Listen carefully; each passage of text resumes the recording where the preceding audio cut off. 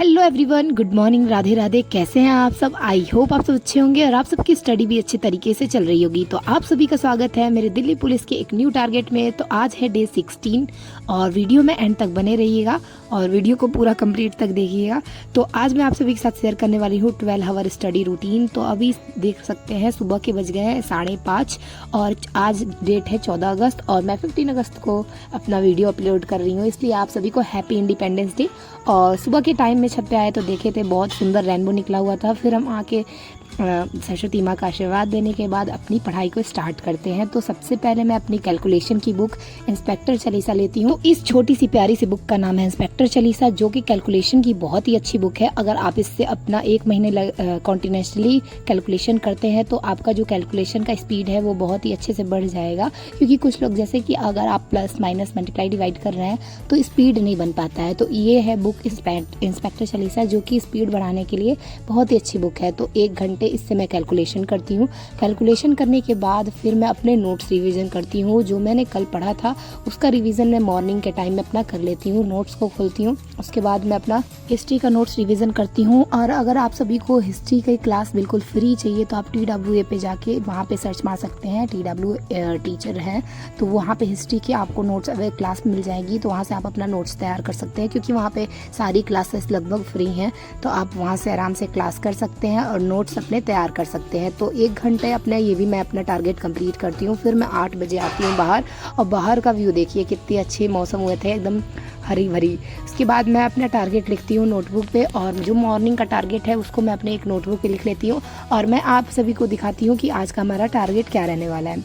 तो मैथ में simplification, reasoning में सीटिंग अरेंजमेंट, हिस्ट्री में वर्धन वंश, पॉलिटी में संघ और उसके राज्य क्षेत्र, ज्योग्राफी में भारत के पड़ोसी देश और कंप्यूटर में MS वर्ड का लास्ट जो क्लास था वो MS वर्ड का ख़त्म करना था। तो पहले मैं अपना सबसे पहले हिस्ट्री का नोट्स रिवीजन करती हूँ और नोट्स रिवीजन करने के बाद जो हमारा आगे का टारगेट होगा वो मैं आप सभी के साथ शेयर करूँगी।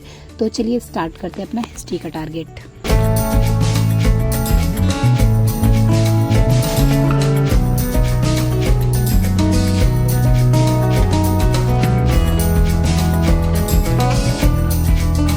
हिस्ट्री का टारगेट खत्म करने के बाद हम सब आ जाते हैं बाहर अमरूद के पेड़ से अमरूद तोड़ने के लिए। और इतने सुंदर सुंदर मैंने नहीं तोड़े हैं और इन लोगों ने तोड़े हैं अमरूद और बस मैं लेके आई हूँ खाने के लिए।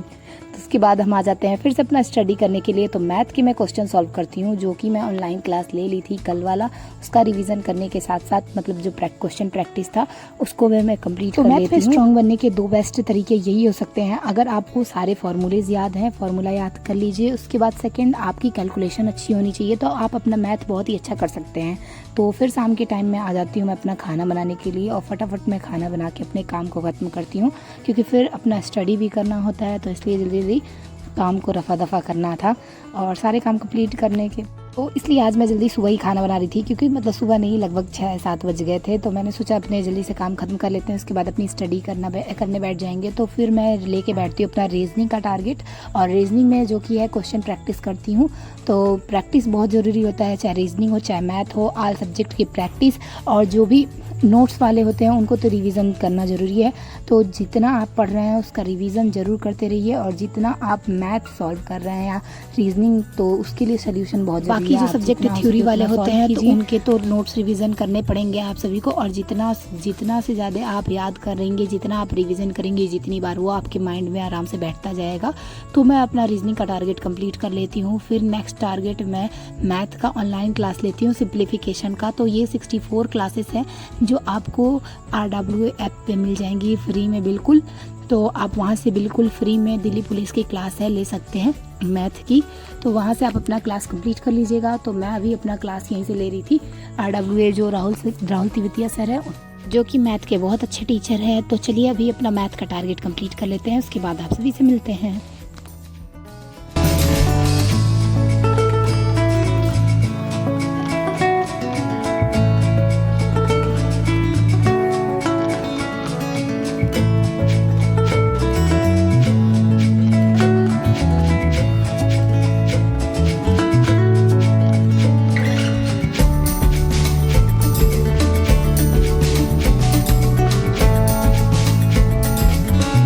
मैं कंप्यूटर की ऑनलाइन क्लास लेने वाली थी और ये था MS वर्ड का लास्ट जो चैप्टर था, लास्ट क्लास था, तो इसका क्लास मैं कंप्लीट कर रही थी। तो जो कंप्यूटर है, कंप्यूटर में 10 क्वेश्चन आते हैं, आप सभी को पता है।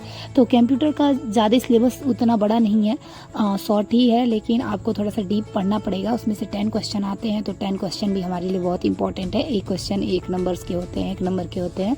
तो जितना हो सके आप कंप्यूटर पे भी ध्यान दीजिए। बाकी मैथ जो रीजनिंग है और जीके जीएस उस पर ज़्यादा ध्यान देना होगा, क्योंकि जीके जीएस से 50 क्वेश्चन आते हैं। तो ऑल ओवर पूरा मिला के आप सभी को ज़्यादा से ज़्यादा जीके जीएस, तो जैसे कि जीके जीएस हार्ड होता है, काफ़ी टफ होता है, तो जितना आप पढ़ ले वो कम ही लगता है, क्योंकि क्वेश्चन कहीं से भी आ जाता है, तो इसलिए समझ नहीं आता है। तो आप मैथ और रीजनिंग और थोड़ा जीके जीएस पे भी फोकस कीजिए। तो फिर मैं अपना टारगेट लेके बैठती हूँ लूसेंट की बुक के साथ साथ मैं नोटबुक से भी पढ़ती हूँ और नोट्स भी अपना तैयार करती हूँ। तो बुक और नोट्सबुक दोनों से पढ़ना चाहिए, क्योंकि ये लूसेंट का बुक जो है सारे एग्जाम के लिए सफिशिएंट है।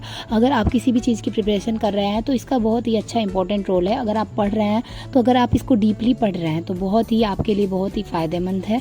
तो अगर आपके पास है बुक तो इससे भी तैयारी कीजिए और अपना नोट्स भी रिवीजन करते रहिए और प्रीवियस ईयर के क्वेश्चन को ध्यान में रखते हुए अपनी तैयारी कीजिए, क्योंकि जो प्रीवियस ईयर के जिस टाइप के क्वेश्चन आते हैं उससे आप अंदाज़ा लगा सकते हैं कि किस टाइप के क्वेश्चन आ सकते हैं। तो उस हिसाब से अपनी प्रिपरेशन कीजिए।